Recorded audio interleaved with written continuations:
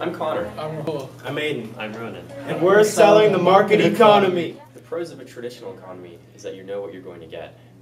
Cons, however, is that you do not receive anything new. Pros and cons of a command economy is that everything's provided by the government, but there's very poor quality and you have no choice. Pros of the market economy is that it benefits the hardworking. However, if you do not make as much money, you cannot get as many benefits. Citizens in a market economy can conserve and improve private property. For example, they can buy real estate and improve it to make a profit. Other types of economies do not do this because in traditional economies, tradition chooses the value of something, and in a command economy, everything is chosen and controlled by the government. Bam. Property rights are the rights to own property and to keep the profits from it.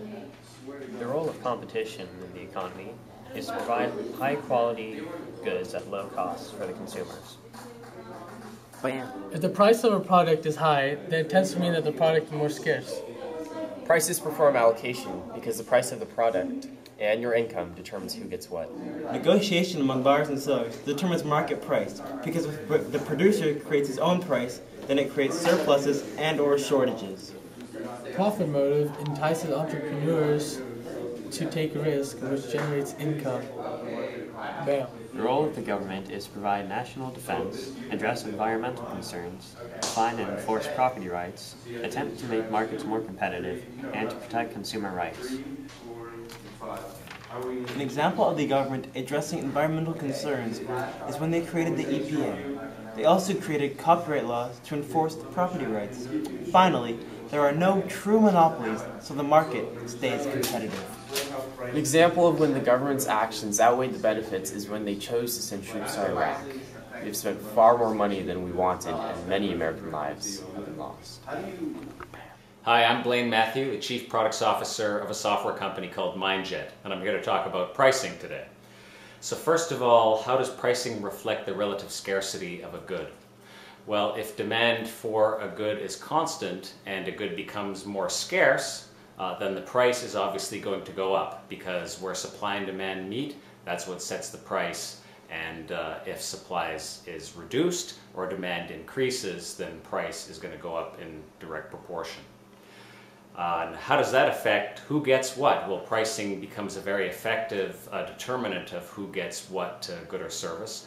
Obviously, in our market-based economy, the people who can afford, or the businesses that can afford to buy something, that can afford to pay the price, will obtain that good or service. So price becomes a very effective determinant of who gets what, of how the market allocates that good or that service. And then how does competition determine the price of a market good? Well, that's a really great question. So obviously in competitive markets, or in the more competitive a market is, in general, it's true that there's downward pressure on pricing. You have more companies competing to deliver a good or a service. That could tend to drive the price of the good or service down. This is why governments try to avoid situations where companies have monopolies. Because if a company has a monopoly, then there's no market pressure to keep the price down. Could cause prices to be unfairly high. And then finally, how does profit play a role as an incentive for entrepreneurs? And that directly relates to pricing. So obviously, within the price should be the ability in a well-functioning economy for an entrepreneur to earn a profit.